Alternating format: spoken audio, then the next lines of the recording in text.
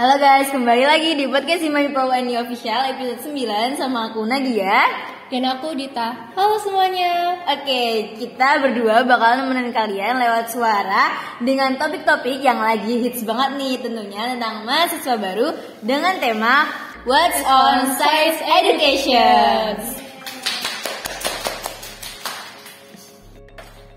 Nah, perbincangan kali ini kita ditemenin sama narasumber dari salah satu dosen pendidikan IPA, yaitu Ibu Rizky Arumnintias, Magister Pendidikan. Halo Bu Tias. Halo Dita. Ya, terima kasih ya sudah diundang. Ini pertama kalinya saya acara podcast kayak gini. Terima kasih juga untuk undangannya. Acaranya menarik. Semoga nanti bisa menyebarkan info yang bermanfaat. Tapi kabarnya baik. Oke, Bu Tias ini adalah salah satu dosen di pendidikan IPA dan salah satu pembimbing dari Himpunan Mahasiswa Pendidikan IPA. Nah, sebagai dosen IPA, Bu Tias ini mengampu beberapa mata kuliah di pendidikan IPA seperti Biologi Umum 2, Sains Learner, dan TIK. Benar nggak, Bu? Iya, itu yang semester kemarin. Karena kebetulan saya memang baru mendapatkan mata kuliah semester kemarin.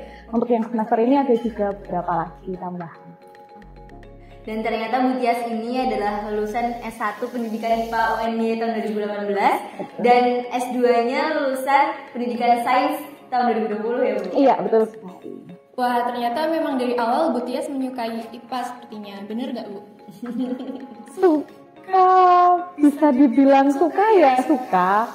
Kalau masalah pemilihan jurusan ya, kenapa sih dulu milih IPA? Sebenarnya alasan saya itu kan gini, bagian dari kita itu ada yang nggak tahu kalau jurusan pendidikan itu menjadi guru.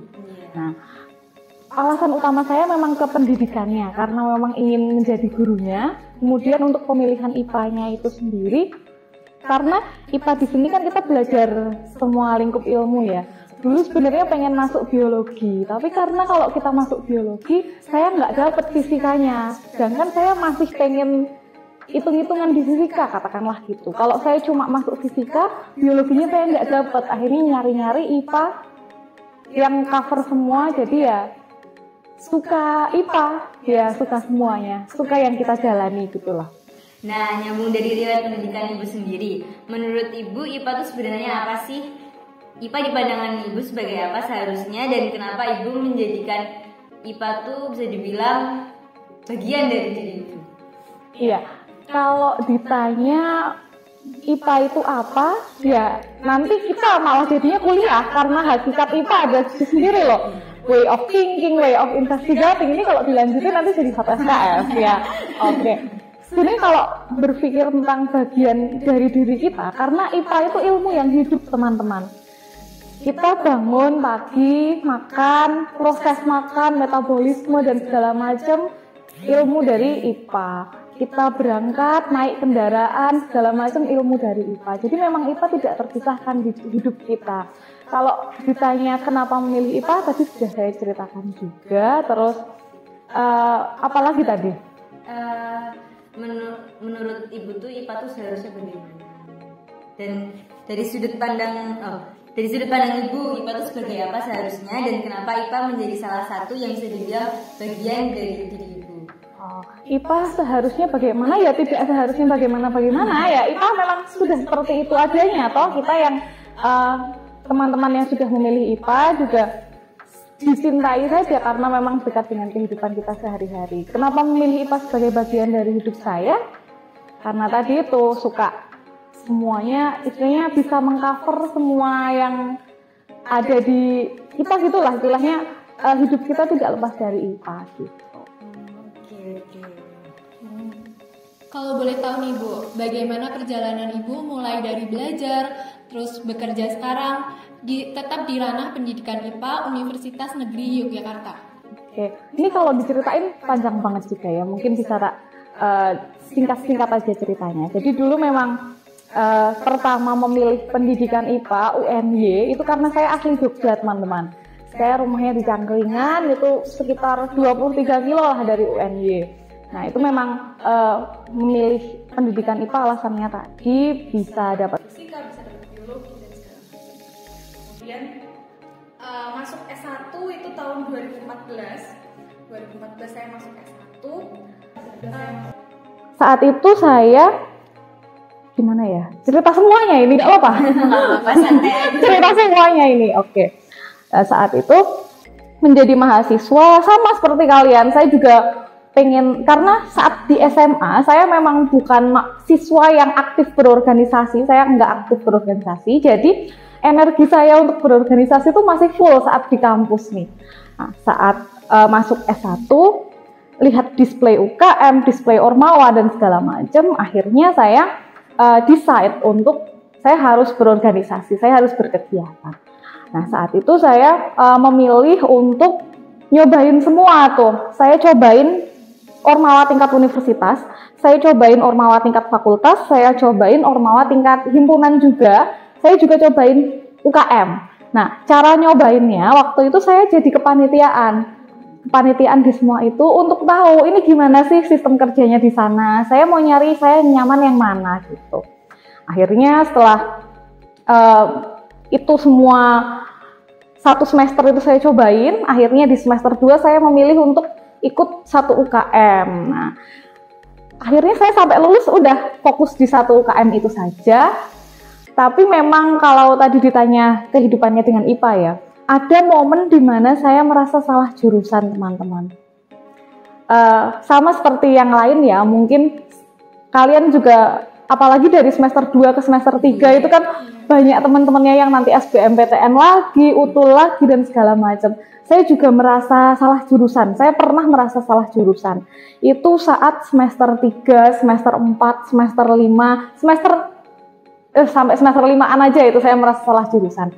Kenapa saya merasa salah jurusan? Karena UKM yang saya ikuti tadi itu bertolak belakang dengan IPA, teman-teman.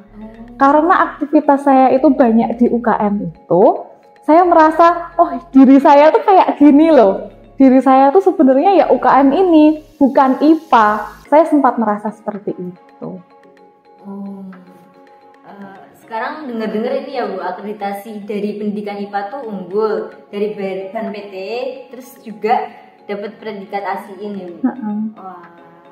Nah Bu, dalam pendidikan IPA kita kan belajar banyak nih, dari fisika, biologi, kimia. Apa kita tuh harus mempelajari semuanya? Oke, sebenarnya kalau ilmu dari IPA itu sendiri, ya memang kalau kamu sudah memilih IPA, mau nggak mau kamu harus bisa semua, teman-teman. Tidak hanya fisika, kimia, biologi ya, ada juga ilmu lingkungan, ilmu kebumian, astronomi, IPBA. Itu memang semua itu ya karena kita sudah memutuskan untuk masuk IPA, memang kita harus bisa semua karena tujuan dari IPA itu sendiri kan kita nanti mengajar di tingkat SMP, kurikulumnya itu kan nanti disetting untuk mengajar di tingkat SMP. SMP itu kan memang ada, sudah dikenalkan materi-materi tentang kebumian, tentang astronomi, meskipun tidak dalam. Tentang ilmu tanah memang tidak dalam, tetapi kan sebagai gurunya kita harus lebih menguasai toh untuk membelajarkan ke siswa-siswa seperti itu. Kalau Bu Tia sendiri, dulu semasa sekolah lebih suka konsentrasi ilmu yang mana? Atau malah semuanya suka Bu? Oke, ini malah bisa nyambung ke curhat saya tadi, flashback saya tadi yang merasa salah jurusan ya. Tak sambung dulu ceritanya. Jadi dulu saya merasa salah jurusan segala macam karena banyak kegiatan di luar itu. Akhirnya teman-teman, saya menemukan kembali marwah saya di IPA. Itu adalah karena salah satu dosen di IPA, inspirator saya yang menemukan gimana ya, beliau yang menyadarkan saya bahwa IPA itu dekat dengan dirimu, dekat dengan hidupmu. Teman-teman semua juga kenal beliau. Nah, beliau juga yang membuat saya akhirnya senang dengan bidang ini. Nah, dulu itu ceritanya saya itu diajak beliau untuk ikut di tim penelitian beliau tentang yang nanti jadi skripsi saya juga. Itu bidangnya adalah tentang kebumian. Akhirnya dari situ saya sadar, oh iya ya ternyata memang itu dekat dengan diri saya. Apalagi dulu di tahun 2010 itu saya juga kena menjadi korban erupsi Gunung Merapi. Nah akhirnya sejak saat itu beliau mencoba memberikan inspirasi tentang topik kebumian ini, akhirnya dari situ menjadi titik balik saya. Oh, saya akhirnya nulis skripsi tentang erupsi gunung berapi, bagaimana cara membelajarkan ke siswa tentang erupsi, tentang kesiapsiagaan menghadapi erupsi. Akhirnya sampai ke ranah manajemen sekolah siaga bencana seperti apa, akhirnya sampai ke level bagaimana membuat modul yang baik untuk kesiapsiagaan itu. Intinya di situ karena saya merasa mengalami sebagai korban dulu, saya merasa saya menjadi korban tidak bisa sekolah karena buku terbatas, alat tulis terbatas dan segala macam. Jadi timbul ide-ide, oh ternyata di ranah pendidikan itu kita bisa memfasilitasi untuk anak-anak yang kalau misalnya dia kena bencana, kan sekolahnya berhenti tuh. Nah, bagaimana biar kita tetap bisa sekolah misalnya gitu. Nah, jadi kalau misalnya ditanya bidang apa yang paling disukai, semua suka, tapi kalau saat ini dan mungkin untuk beberapa tahun ke depan itu memang saya sedang concernnya di disaster risk reduction. Menurut Ibu, seberapa penting peran atau prospek ilmu IPA di masa yang akan datang? Ilmu IPA apa pendidikan IPA ini? Ilmu IPA-nya, Bu. IPA-nya? Iya. Oke, teman-teman, jangan dilupakan ya, kita kuliahnya di jurusan pendidikan. Jadi pendidikan IPA itu juga satu kesatuan yang nggak boleh terpisahkan. Kalau prospek di masa mendatang, pendidikan itu jelas tidak mungkin tergantikan, teman-teman. Secanggih apapun AI, secanggih apapun sekarang banyak platform-platform mengajar, kehadiran guru di kelas itu tidak bisa tergantikan. Jadi kalau bicara tentang pendidikan itu memang tidak mungkin tergantikan. Jadi tidak perlu khawatir nggak dapat kerjaan atau bagaimana, pendidikan atau guru itu pasti akan selalu dibutuhkan. Karena kan yang sepuh-sepuh nanti regenerasi dengan kalian yang muda-muda. Nah, kalau berkaitan dengan IPA itu sendiri, prospek di masa depan juga pasti akan semakin menjanjikan. Kenapa? IPA itu kan ilmu yang hidup. Gini, dulu beberapa tahun yang lalu Pluto katanya planet. Terus ada penelitian lagi Pluto bukan planet. Sekarang Pluto masuk planet lagi. Jadi ilmu itu selalu berkembang seiring dengan perkembangan teknologi, perkembangan zaman. Jadi untuk masa depan kita nggak tahu apalagi yang akan ditemukan ke depannya. Jadi ilmu IPA itu masih banyak sekali yang bisa digali, masih banyak lagi yang bisa dipelajari. Kayak kingdom juga kan dulu 5 kingdom, 6 kingdom, sekarang beda lagi dan sebagainya. Penelitian itu selalu berjalan seiring dengan itu tadi. Jadi memang untuk prospek di masa mendatang ya sangat menjanjikan, apalagi pendidikannya itu kita tidak mungkin tergantikan dengan teknologi. Oke, ada nggak sih Bu informasi atau rahasia biar mahasiswa baru itu bisa dapat nilai yang bagus nih? Nilai yang bagus, teman-teman, nilai itu cuma sebuah angka loh. IPK, yang kalau semester itu IP kan. Nah, IPK saya waktu lulus S1 itu cuma 3,54. Mepet banget ya dari mau cum laude, itu kurang dikit lagi aja udah nggak cum laude. Karena nyambung ke yang tadi, kegiatan saya banyak yang di UKM. Tapi memang IPK itu hanya sebuah angka, teman-teman. Orientasi kita janganlah mengejar angka itu. Tapi yang pertama, kuliah ya udah fokus datang kuliah, jangan terus disambi-sambi. Misalnya kalian kuliah tapi kalian pikirannya nggak di dalam kelas, itu jangan. Kedua, ada tugas, dikerjakan semaksimal mungkin. Kemudian ada diskusi, silahkan diskusi semaksimal mungkin. Ada UTS, ada UAS, ya dipersiapkan belajar dengan semaksimal mungkin. Di samping itu kan ada, kalau dari silabus perkuliahan biasanya kan juga ada bobot nilai, nanti ada partisipasi, keaktifan dan segala macam, itu silahkan aktif. Nah, kalau teman-teman itu semua dilakukan dengan maksimal, nilai itu akan mengikuti kok. Jadi orientasinya jangan pada nilai, tapi orientasinya pada proses. Proses kalian untuk mendapatkan nilai itu, ya kalian lakukan semaksimal mungkin, sebisa kalian. Nanti nilai itu akan mengikuti. Terus kalau saya sendiri tuh saya tipe orang yang hafal dengan mahasiswa. Saya bisa lihat mahasiswa yang ini tuh kelihatannya antusias nih di kuliah. Kelihatan ya teman-teman, dari matanya, dari binar-binarnya itu kelihatan. Oh, ini mahasiswanya ngantuk, oh ini mahasiswanya cuek dan segala macam itu. Saya pribadi tipe yang saya notice, saya bisa hafal sama mahasiswa. Mungkin memang namanya sedikit banyak belum terlalu hafal. Tapi kalau wajah, kelakuan di kelas gitu saya sedikit banyak hafal. Kalau yang nyentrik-nyentrik itu justru malah saya hafal namanya sekalian. Nah itu juga saya yakin Bapak Ibu yang lain juga seperti itu. Banyak yang hafal untuk yang menonjol-menonjol dan yang nyentrik-nyentrik itu tadi. Nah kalau teman-teman mau dikenal sebagai yang menonjol, otomatis aktif di kelas, banyak bertanya ya, tapi bertanyanya dalam konteks yang baik ya, dalam konteks yang rasa ingin tahunya tinggi gitu-gitu. Nanti bisa selain meningkatkan skor untuk yang keaktifan tadi, mungkin bisa meningkatkan peluang juga. Misalnya teman-teman di sini kan semester 3 ya, jadi belum terlalu memikirkan tugas akhir kan. Nah nanti kalau di semester naik-naik lagi, biasanya itu saat mau tugas akhir, Bapak Ibu itu banyak yang membuka penelitian payung teman-teman. Jadi nanti sangat terbantu juga untuk penelitian skripsi kalian kan. Nah otomatis yang dirangkul untuk penelitian payung itu ya yang familiar atau yang dikenal toh gitu. Jadi nanti mungkin bisa istilahnya ya menunjukkan gitulah dirinya bahwa dia punya nilai yang positif gitu. Kalau untuk masalah nilai nanti pasti dia akan mengikuti. Oh iya, ini ada beberapa pertanyaan titipan dari question box Instagram. Nah, yang pertama, apakah IPA ini hanya dikhususkan ke jenjang SMP? Ya, tadi di awal juga saya sempat singgung ya, memang kurikulum pendidikan IPA kita itu memang diproyeksikan untuk mengajar IPA di SMP, tetapi tidak menutup kemungkinan banyak juga alumni-alumni IPA kita itu yang mengajar di SD atau bahkan di SMK. Karena SMK itu kan kurikulum sekarang kan IPAS ya, ilmu pengetahuan alam dan sosial. Jadi memang kalau fokusnya memang di SMP, tapi masih bisa lah ke SD itu bisa, tapi ke SMK itu juga bisa. Kalau ke SMA itu biasanya agak susah teman-teman, karena kalau SMA kan terpisah ya, fisika, kimia, biologi.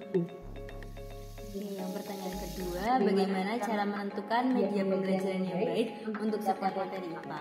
Oke, ini berarti kita bicara ke calon guru ya. Nah, kalau bicara tentang media, strategi, metode, model, tentu yang pertama kita harus lihat karakteristik materinya teman-teman. Misalnya materi tentang bencana itu tadi. Kita mau bicara tentang gunung meletus, gempa bumi, tsunami kan nggak asal ayah-ayahan atau mbak. Kita nggak bisa loh manggil gunung meletus ya saya mau belajar meletus gitu, kan nggak bisa. Jadi otomatis kita butuh media yang misalnya virtual reality atau mungkin real object praktikum sederhana itu untuk membelajarkan ke siswa. Terus lagi misalnya teman-teman di sini selain melihat karakteristik materi, melihat tujuan pembelajarannya juga. Kalau tujuan pembelajarannya itu mau melatihkan keterampilan dalam bedah ikan misalnya, kan nggak mungkin kalau cuma kalian lihat gambar yang ada bagian-bagian ikannya, kan berarti harus praktikum toh, berarti medianya harus real object. Misalnya kalian mau melatihkan keterampilan untuk berkomunikasi, berarti kan otomatis kalian dalam melakukan kegiatan pembelajaran kan harus praktikum atau presentasi misalnya gitu. Jadi memang yang pertama dilihat karakteristik materinya, terus dilihat tujuan pembelajaran yang ingin dicapai itu sedalam apa. Kalau cuma butuh tahu bagian-bagian tubuh organisme misalnya, atau bagian-bagian tubuh hewan, bagian tubuh tumbuhan, berarti kan pakai gambar aja mungkin sudah bisa. Tapi kalau harus sampai bagaimana proses pencernaan, bagaimana proses peredaran darah, mungkin kalau pakai gambar agak ngawang-ngawang, kita bisa pakai video, audio, visual gitu. Baik, terima kasih Bu Tias karena sudah meluangkan waktunya di tengah kesibukannya untuk hadir di sini bersamai kita membahas topik-topik tentang pendidikan IPA. Oke, perbincangan kali ini sangat inspiratif dan tentunya berwawasan sekali. Semoga apa yang telah disampaikan bisa menambah rasa bangga dan bisa memetik sisi positifnya. Terima kasih buat kalian yang sudah mendengarkan. Tunggu keseruan kita selanjutnya di part 2. Stay tune. Oke, boleh nih Bu, pesan untuk mahasiswa baru pendidikan IPA yang udah gak sabar buat ikutin dunia perkuliahan. Mungkin untuk teman-teman mahasiswa baru mewakili Departemen Pendidikan IPA FMIPA UNY, kami mengucapkan selamat datang, selamat bergabung di keluarga besar Departemen Pendidikan IPA FMIPA UNY. Silahkan teman-teman nanti nikmati masa-masa perkuliahannya, karena masa-masa perkuliahan S1 itu tidak akan bisa terulang kembali.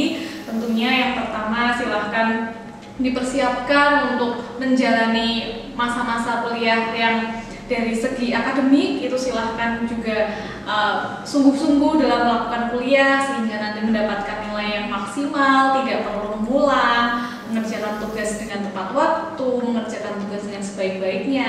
Tapi tidak lupa juga silahkan teman-teman gali potensi dirinya dari sisi non-akademik. Silahkan di kampus ini banyak sekali kegiatan-kegiatan yang bisa diikuti. Silahkan bisa mengikuti organisasi, silahkan bisa mengikuti UKM.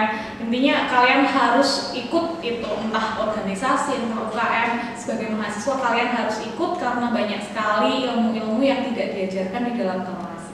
Kemudian kalian juga harus ikut kompetisi karena setiap tahun itu ada banyak sekali perlombaan yang diselenggarakan baik itu oleh pemerintah maupun oleh universitas-universitas. Dengan mengikuti perlombaan, teman-teman juga akan mendapatkan hal-hal yang tidak teman-teman dapatkan di kelas. Jadi silahkan dinikmati dengan baik waktunya di perkuliahan, diikuti semaksimal mungkin, karena kalian kalau udah lulus itu nggak bisa lagi ikut-ikut lomba, nggak bisa lagi ikut-ikut organisasi kemahasiswaan. Jadi silahkan membagi waktu dengan baik supaya kuliah, organisasi, lomba itu bisa berjalan beriringan. Itu saja.